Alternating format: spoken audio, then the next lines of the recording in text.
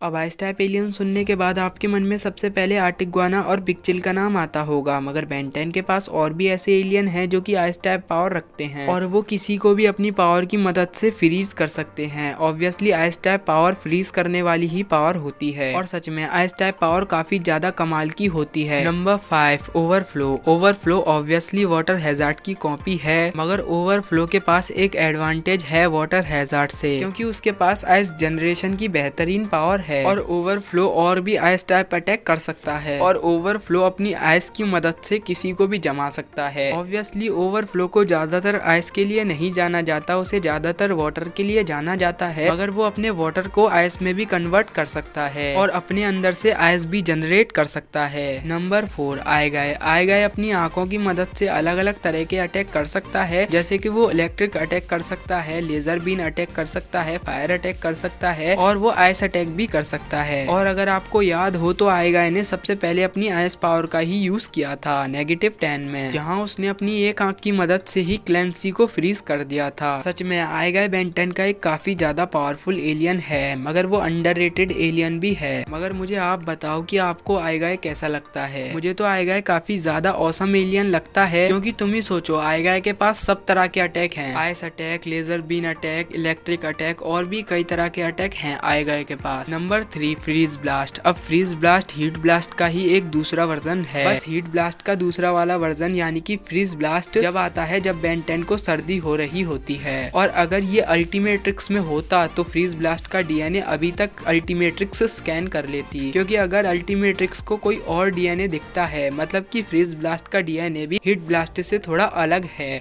इसीलिए वो आराम से फ्रीज ब्लास्ट को स्कैन कर लेती और बेन 10 जब चाहे फ्रीज ब्लास्ट में ट्रांसफॉर्म हो सकता था। और शायद मुझे लगता है कि बेन 10 के पास अभी भी फ्रीज ब्लास्ट का डीएनए है और बेन 10 अभी भी फ्रीज ब्लास्ट में ट्रांसफॉर्म हो सकता है, या फिर बेन 10 को सर्दी करनी पड़ेगी जब जाके वो फ्रीज ब्लास्ट में ट्रांसफॉर्म होगा। और फ्रीज ब्लास्ट के अटैक बिल्कुल हीट ब्लास्ट जैसे ही हैं, बस हीट ब्लास्ट फ्रीज ब्लास्ट में कन्वर्ट होने के बाद अपने आइस टाइप अटैक करने लगता है, यानी कि फायर बॉल आइस बॉल में कन्वर्ट हो जाती है और फायर स्विम आइस स्विम में कन्वर्ट हो जाती है और ऐसे ही उसके सारे के सारे अटैक आइस टाइप में कन्वर्ट हो जाते हैं। Number 2 Arctic Guana. Arctic Guana एक बेन 10 का एलियन नहीं है, वो बेन 10,000 का एलियन है। अब आप लोग कहोगे कि बेन 10,000 और बेन 10 के एलियन में क्या फर्क है? तो देखो यार, अगर बेन 10,000 किसी भी एलियन में पहले ही ट्रांसफॉर्म होके दिखा देता है तो वो बेन 10,000 का एलियन बन जाता है, और फिर अगर कैन 10 किसी न्यू एलियन में ट्रांसफॉर्म होता है तो वो कैन 10 का एलियन बन जाएगा, और अगर बेन 10 सबसे पहले उस एलियन में ट्रांसफॉर्म होता है तो वो उसका एलियन बन जाएगा। अब देखो यार, वेविग, आर्टिक गुआना, स्पिटर, टॉयपिक, एटॉमिक्स, ये सारे के सारे एलियन बेन 10,000 के हैं। बाकी Heatblast, Cannonbolt, Swampfire, Big Chill, गुप,